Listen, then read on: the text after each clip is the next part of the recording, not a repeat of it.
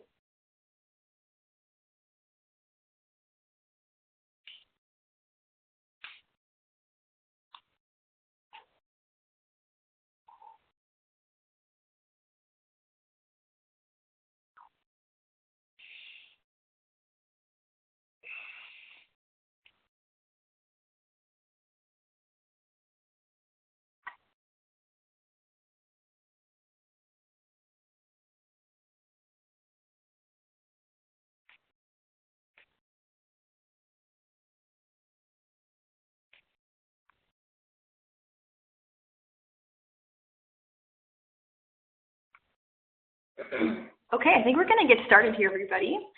So welcome. This is Sarah. We've probably spoken in the past. If we haven't, nice to meet you. I'm PiinPoint's Customer Success Manager here, and I'm looking forward to sharing some updates with you today around PiinPoint's new look. So you will have received lots of communications over the last couple of months from myself and my colleagues Sean and Sal. I have both Sean and Sal on the phone with me here today. Sean is our product manager and has been responsible for bringing about a lot of these new changes. And Sal is another one of our customer success managers and will be here to help answer any questions you have on the call today.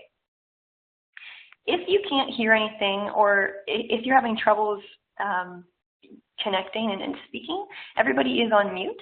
So if you have questions, please feel free to put those in the chat button within the Join Me. So if you just click on the little speech bubble in the Join Me meeting, you'll see there's an area there for you to input any questions that you have. And I mentioned this before, but for those of you who hadn't joined yet, we will be recording this session here today. So if there's anything you want to refresh at the end, you can always come back to the meeting, and we can also share this with any colleagues that you have that weren't able to join today. So without further ado, we're going to be taking a look here at the agenda. So first of all, we want to look at why is PiinPoint changing. So we're going to give you a little bit of context in why these UI changes have been coming about. We'll take a look then at what's been changed so far. So for those of you who weren't able to attend our first webinar, we did make some changes already that have been pushed to your account. So we'll do a really quick recap on those, and then we'll take a look at the new stuff and sort of show you how it's different and how it's going to help you in your work. Then we'll go right into PiinPoint. We'll do a tour of the new layout and design. And as I mentioned before, we'll have a Q&A and a little bit of a discussion on what's coming up next. So this is the second of 3 different webinars, and there's lots of different content to cover here too. So we're doing a couple different sessions. So to get started, a little bit of context. Why is PiinPoint changing? What are we doing this for? What it really all comes down to is trying to make your work easier to do in PiinPoint and a lot more intuitive and easy. So it's all about improving your workflow right now. Some of the things that we've heard from our users are things like, I couldn't really tell where I should go to access a certain data set in PiinPoint. So we want any of the features you're accessing to be easy to find and intuitive. Another piece of feedback that we've heard over the last couple of months is that, I want to feel like a power user as soon as I log in. As you probably are aware, PiinPoint's a very rich platform, and there's a lot of different functionality. But if you've only used it a few times, maybe those, additional power usage sort of functions don't come out unless you've spent a lot of time in there. So we're bringing those out and making them more accessible. Another piece is maybe, eliminating any clutter. So we in this UI changes, we're not really reducing the functionality that you have available, really only adding new stuff to make your work easier. But there's a few pieces in the design that maybe we're just taking up extra space. So we're getting rid of those to make everything a little bit more clear and concise. And then, of course, making it easier for you to learn. So when you come in, or maybe you're sharing PiinPoint with a colleague, you've got a new member of your team using the platform, and you want them to be able to learn PiinPoint as soon as they jump in. They're not going to spend their time figuring out how to do site selection, how to use GIS software. It's just about being able to come right into their PiinPoint account and focus on their work. So as much as we like to help you, and we're always happy to jump on a call or assist you in any questions you have, we want you to be empowered to just be able to jump into PiinPoint and get done what needs to get done. So that's sort of what this is about here. So what has changed? Let's first look at some of the content that we went over in our last webinar. And my apologies if you were on the last call. Hopefully this will just be a quick refresh, and we won't take too long here. If you want to get a full overview on the first webinar, we do have a recording of that. So just shoot me an email after and we can get you set up. So shape editability is one of the big things that we shared, basically just being able to hover over any shape you've drawn and go into an editing mode without having to actually activate the shape and edit it separately. So that's a quick optimization that we've done. And then the other big piece that we shared was just updates to context menus. So whether you're building shapes or building drive times, there was a lot of new changes in the way it looks in these panels that you see here. So with the shape context menu in particular, you can now edit the name of those shapes a lot easier. You can change the size of the shape just by clicking on the area where it says radius. You can just click on that 3 kilometers and input a different size. And of course, you see there's a little bit of a different look and feel. With the drive time menus, again, a little bit of a different look and feel. And what you do now when you create a drive time is save the heat map version of the shape into an actual polygon. And then from the polygon, you can do any sort of activity that you would do on any other shape. So that's a big change there. And then the right-click context menu, again, anytime you just right-click on the map and you want to maybe generate a drive time heat map or add a point to a layer, there's now the ability to also just create a ring directly from right-clicking on the map. So if you ever find you want to just generate a radius or a series of rings at a point, if you right-click, you'll see this option to add as or create a radius. So those are 3 things to check out, and you probably noticed this already, and maybe it's old now that you've used it a couple of times. The 2 other things we covered in our first webinar were a couple new features. So the first one was being able to share shapes with other users in your account. If you wanted to, maybe, you were drawing out some franchise territories or evaluating a few different potential sites, and you wanted to share those different polygon shapes with another user, within the shape context menu, you'll see the option to share that shape. So that's a new function. One thing just to note is that if you do share a shape, there's no worry that once you've sent it to your colleague, that their changes are going to, mess up or change the hard work that you've done in drawing that shape. It'll be lost once it's shared, so there's no concern there. And then finally, we made some changes to the report menus, which you'll probably recognize as well. This is just to help you with creating reports. It allows you to do a quick check before actually going ahead and building the report. You can make sure that all your points of interest are included, your demographic criteria, and any layers or comments that you wanted to add. The other thing to note here is that if you don't want to include additional ring comparisons or travel times within your reports, you can leave this field here empty, the 1, 3, and 5, and then just build a report purely on one single trade area. So those are the main things we covered last week, a really, really quick overview. So again, if you wanted to see them in more detail, just give one of us a shout here at PiinPoint and we're happy to give you those resources. As for today's updates, let's take a look at what we're going to be going through today. So the main thing we want to share with you are updates to the target market panel, a favorite for a lot of users.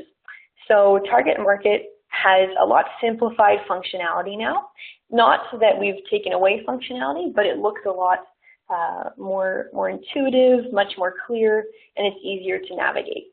So this is just a quick snapshot. We'll go into it in more detail, but the idea here is just to make it a little bit more simple. So here's the old view of the target market panel and the new view. The main changes that you'll see here is that there's only one toggle if you want to activate the heat map. So previously, if you were picking out your criteria, turning on that green suitability analysis, you'd be able to turn on the heat map right up here, and then you could narrow in on the top 5 as well by toggling on this other heat map. So there was 2 of those buttons, and that could be confusing sometimes. So now what you'll see is there's only one toggle for that heat map. And then there's a little bit more of an intuitive concept for variables and their desirability in your search. So before, where you just saw this one and then the green arrow to the right of each criteria, we now have a desirability column. So this is actually to associate demographic criteria as being positive for your search or negative. So if you have a desirable factor on total population, when you turn on that heat map, you're going to be looking for areas where there is more population. In the odd case that you actually wanted to find areas with less population, you could just click on this here and it would be undesirable, and then the suitability analysis in that heat map would change accordingly. So that's what that's for. And we'll take a look at it a little bit deeper when we actually jump into PiinPoint. All right, the other change here is in the demographic heat map itself.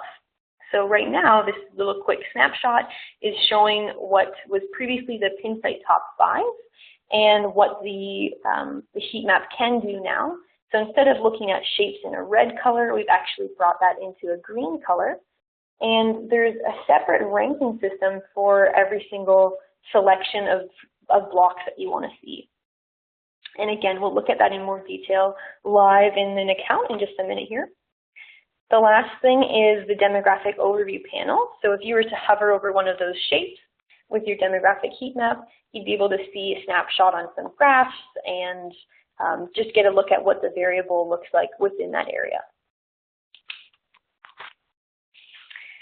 So the changes there are really just showing graphs that are most relevant and a little bit of a different look and feel. I think what's really exciting about this new round of updates we made, that I think most of you will find really valuable, is the change to the suitability heat map that we've made. So before, you could look at every single block group or DA, and you can still do that. But now you can also dig into just any top ranked group.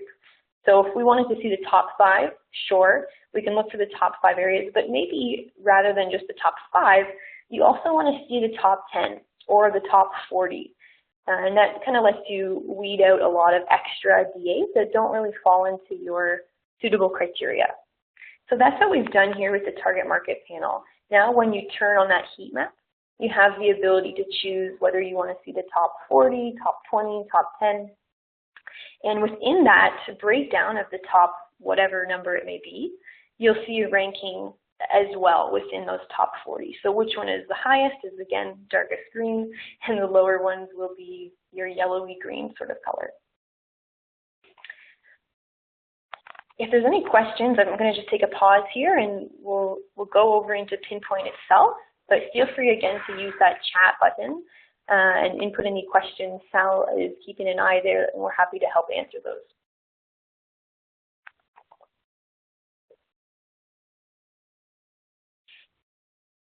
All right. Well, we'll continue to keep an eye on the chat if anybody has questions, but let's actually dive into PiinPoint here and take a look at what those different functions are and see them live. So we're going to head into the target market panel, again, over on our left-hand side here. So here's the new look and feel. You can get a good idea of how it's a little bit different now today. The main thing that you might notice as you're going to add in your criteria is that the criteria selector is a little bit higher in the panel. So let's say you actually have a lot of different variables you like to consider in a suitability heat map. Now, instead of having to scroll to the bottom of that panel, regardless of how many criteria you have selected, you'll always be able to come up here and add another one. So it's a little bit easier for you to access. Let's bring in a couple pieces. So we'll go add criteria. I have total population in here already, but we're also going to look at median income. So we'll add that there. And then let's also look at total households and maybe daytime population. All right, so I have 4 different variables selected here now. So let's actually just set some desirability on these as well. So right now they're all desirable. That's going to be the default level that we set on any criteria you're looking for, just because we do assume that when you input criteria, you want to be able to find areas with that criteria because it's important to you. If you have certain factors, like I mentioned before, that are actually something you try to actively avoid, you can kind of indicate that for the suitability analysis just by clicking on whether it's desirable or undesirable. So let's say we actually wanted to find areas with a lower income median because we wanted to identify, maybe lower income areas, maybe our concept kind of caters to that clientele. You just click on desirable and then it's going to swap out. Now to actually look at this information in the heat map, this time instead of coming up to that big toggle bar, we're just going to use heat map here, select on. And because I'm at quite a zoomed out distance here, we just see the different CMAs right now, or census metropolitan areas. I'm going to zoom in a little bit and let's take a look at a bit more detailed breakdown on neighborhoods. So this is similar to before. We're looking at all block groups or all neighborhoods in an area and ranking them from high to low. So dark green still is high and the lighter colored areas are low suitability. And that's going to change depending on how you set the desirability as well. So if we were to change this and say that high income medians actually are desirable, there's going to be a shift there in the heat map as we change how we want to visualize those factors. What's new and exciting is the ability to narrow in on the number of block groups shown. So to do that, all you have to do is come up here, we'll come up to show and select what other group we want to grab. So if we do top 10 blocks, now we're going to see just one area of the map, same as before, but just the top 10 zones. So let's take a look at where those fall. I'm going to close some of these as well while I'm at it. And to take a look, I'm also going to update the top blocks as I move the map. So whenever you do the suitability analysis, it's going to consider every single block group that kind of comes into play around your screen. So I've got some on the edge here, and I actually want to save this area. I want the top 10 just in High Park and sort of West Toronto here. So all you have to do is update the top blocks as map is moved. We're going to uncheck that so that we basically lock those 10 neighborhoods in, and as I zoom out, I can see a little bit better where they fall. So I've got one over here in the northwest, a couple downtown, and then a few more in the mid sort of north central part of Toronto. One other thing, just a quick tip, is we can also change the opacity of this layer. So right now it's about middle to low. If we wanted to increase that, all you have to do is drag this opacity slider here, and you can see my different blocks now become a little bit more prominent and a little easier to visualize. So that's moved out here onto the map as well. And all of these tools here will disappear if you turn off the heat map. Let's zoom in a little bit more and take a quick look at something like the top 40. There we go. So now, again, if I wanted to take a look here, I can start panning around. Most of my areas are in downtown Toronto. And again, you can see how the more suitable areas are darker green and the less suitable areas are lighter green, even just within this set of 40 groups. So this is relative to the 40 block groups that I have showing. It's not just taking the coloring from all of the blocks. It's actually just looking within the smaller breakdown that I was interested in. Okay, so that's what we see here. And then this is a great sneak peek to also recognize how the demographic overview panel has changed. So you'll see there's a little bit more room to capture more variables here. There's only graphs on a few of the summary variables where it's relevant to have a comparison. And that allows you to get a snapshot on all 4 of the variables that are in your target market panel.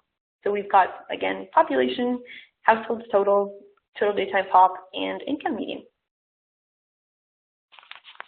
Any questions on that so far? I think there's been a few rolling in that Sal has wonderfully answered there, but feel free to continue to ask questions as we move along here.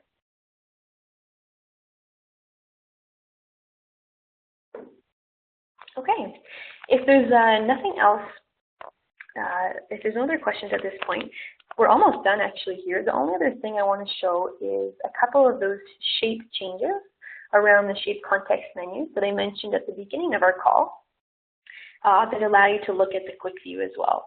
So if we were to use the right-click context menu as an example, if I right-click on the map here in Brockton sort of neighborhood, what we can do is create a radius right from this point. We'll switch it to kilometers here just because I am in Toronto. And then what we can do is from here, not only can we see the demographic suitability for those top 40 neighborhoods if we hover over them, but we can also see the demographic suitability just for this ring here. So if we go to show demographics, those 4 different variables are now going to change based on the combination of neighborhoods that fall into my 1 kilometer ring. And if we come over here, we can see that we've got, again, our graphs and the 4 different variables that we want to see.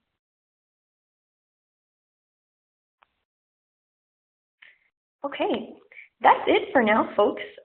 If there's any other functions within the shape context menu or this target market panel that you'd like me to take a look at, I'm happy to demo that right here in PiinPoint. And if not, I'll go ahead and let you know about some of the upcoming updates that we're going to be sharing in our next webinar.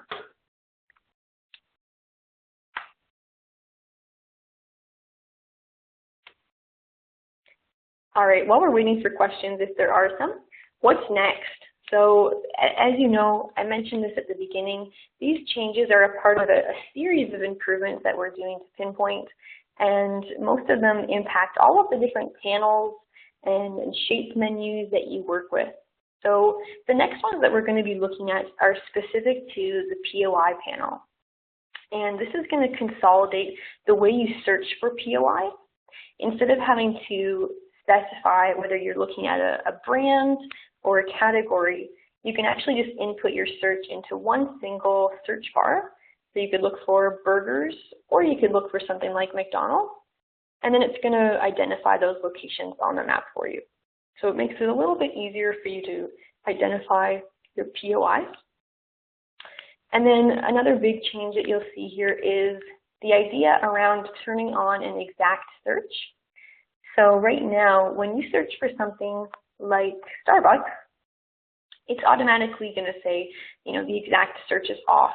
So anything that's subtly tagged as Starbucks, or maybe Starbucks kiosk, or Starbucks grab and go, any sort of concept type is going to be found on the map.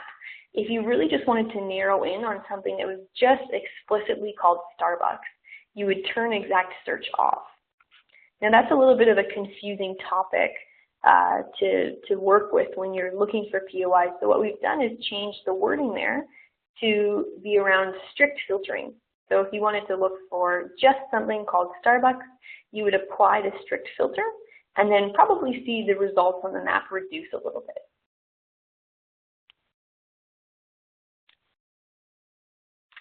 All right, I see there's some more questions coming in here, which is great. Thank you for reaching out, guys. Those are great questions. There's just one other thing here I'll mention, and then we'll kind of wrap up, and that's one of the other panels we'll be updating, which is the base maps panel. So the main change that you'll see here is we're going to take the selection of base maps outside of the panel and put it right on the map view. So instead of having to select through this library of different base maps, you can just do it by clicking on what will be a little base map box, and it will give you that same set of options. So if you wanted to use a minimal map similar to what I had in my account today versus something like a Google map or a satellite imagery, that's where you'd be able to do that. And then base maps, in keeping with the idea of making this more intuitive and pointing you right to the data sets that you're wanting to use, base maps will be called traffic, and it's where we're going to house all of the traffic information that is there today. So those are just some sneak peeks. We will be sure to keep you folks updated as these changes are implemented, similar to what we've done so far. But I also wanted to let you know that you can look up any of this kind of information in our Help Center as well. So you can come in here, it's help.piinpoint.com, and to search for resources, whether it's a video or how to post, all you have to do is type in the search box here where it says search for answers, and we'll be able to recognize keywords in your search to point out some of the variables and articles that we think will be most relevant. So take a peek at that. And as well, keep an eye out for another invitation to a webinar like this where we'll go through the next bout of changes. All right, we'll keep on answering any questions that come in here, and if you didn't get a chance to ask those, please do send us an email. You can reach out to myself or Sal at Sal or Sarah at PiinPoint.com, or always just use the chat button in your account as well. Thanks everybody for joining today. It was really great to have you on the call, and I hope these updates are really helpful for you and improve your workflow. Have a great rest of your day.